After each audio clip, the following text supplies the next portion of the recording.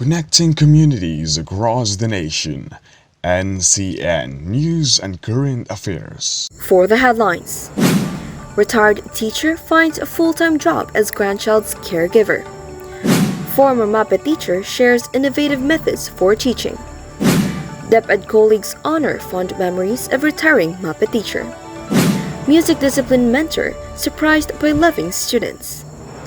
Victoria's Plantita shares guidance of conquering life's barrier.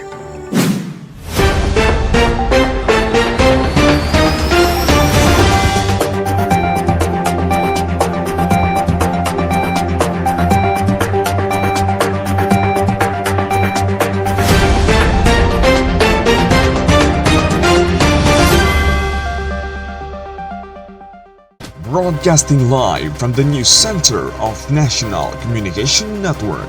Always ahead, News on Air. Beyond the world of teaching, there's life. Always ahead, always in hindsight. A pleasant day, Philippines. Good day, Municipality of Mlang. Today is Saturday, 29th of April, and we're live at Mlang National High School. For the details of our news. Despite being a teacher for 40 years, Mrs. Thelma or Mama Tel remains family-oriented by becoming a personal caregiver to her second grandchild, Sage Andrish, also known as Chichay, after retiring from her previous occupation.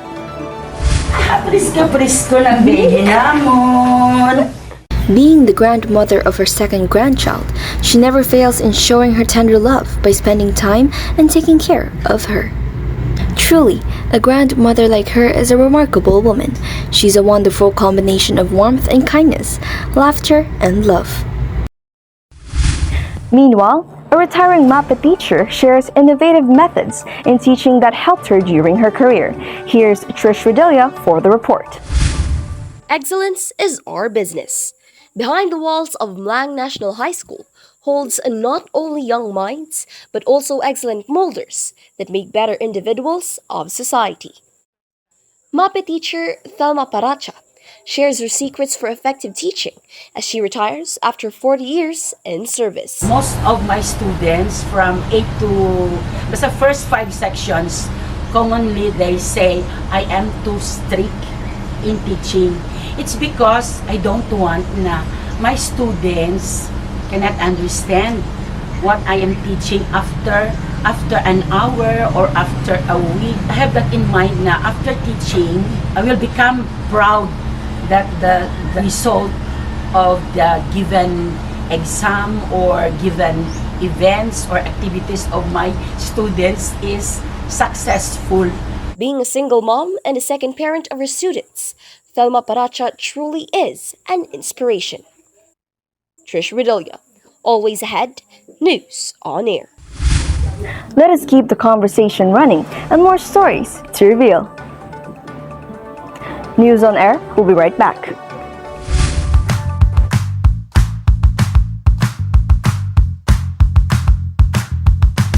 Mother Tel is Ma'am Thelma is Si Thelma, mabuot at friendly.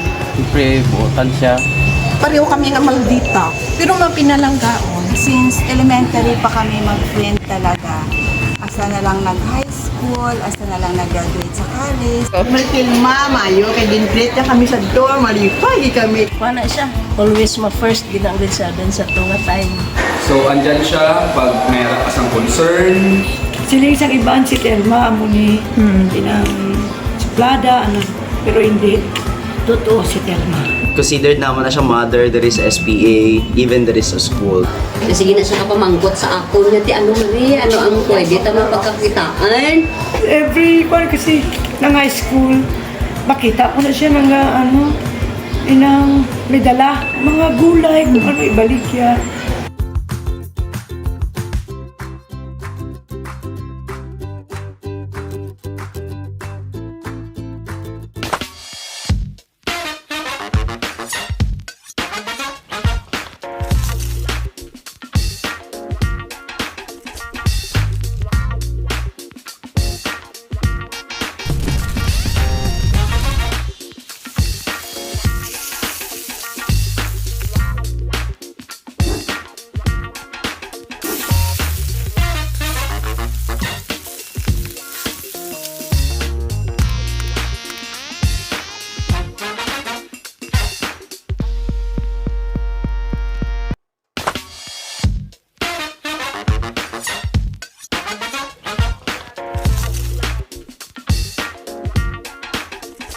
Are you hungry for a homemade barbecue in town? Well, get yourself and try the trending Mama Tel's Barbecue. Grilled with love. And we are back. Co-teachers reminisce experiences spent with the former MAPA teacher. Live at Mlang National High School, here's Angela Claude. Angela, what is happening there right now? Grace, retiring MAPI teacher of 40 years, Thelma Paracha, is one of the mentors Mlang National High School is proud to have. In an interview with colleagues and co-teachers Sir Victorino Priagola Jr. and Ma'am Elvie Bautista, they expressed their appreciation for Ma'am Paracha's work ethics and her character over the years.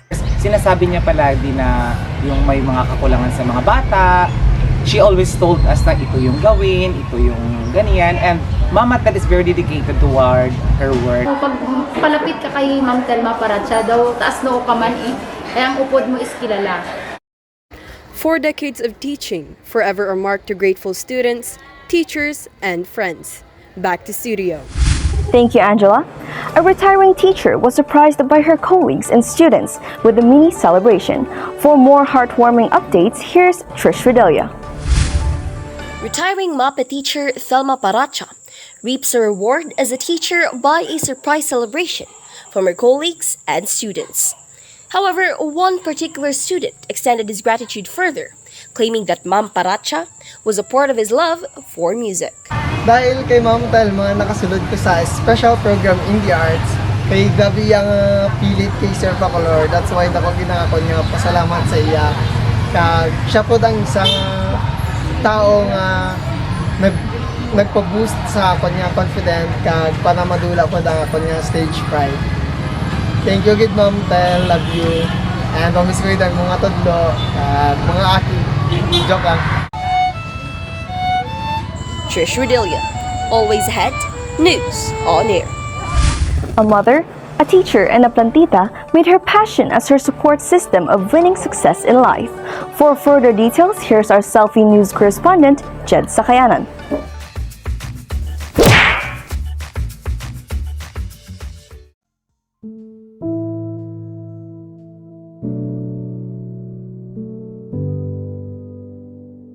My only one daughter, Chanel, ka-impact sa ako niya pag-face sa mga trials and obstacles while teaching at Mlang National High School.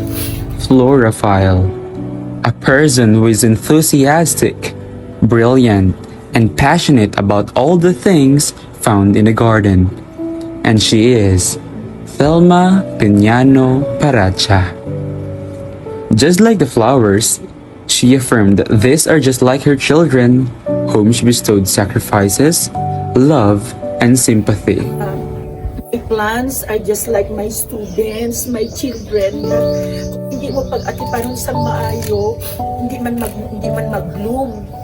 So, sa pag-rear ko sa akong mga bata, I consider them as my plants also. They need food, they need fertilizers, love. Kaya kung wala siguro na, kung amo na mga bagay nga naging kulang ko sa ila, probably hindi ako nakaabot sa aming situation. In times immemorial, she already adored the plants, and it has been her passion since it gave her the bliss, contentment, and comfort that is relative to her career, responsibility, and profession. Life is full of obstacles, yet she expressed that being a plantita will always be filled with ligaya. She is not just an educator nor a mother, but she is everything. This is your Selfie News correspondent, Jed Sakayanan. Always ahead, news on air. And those were the top stories for this hour. For more latest news, just visit www.ncn.com.ph.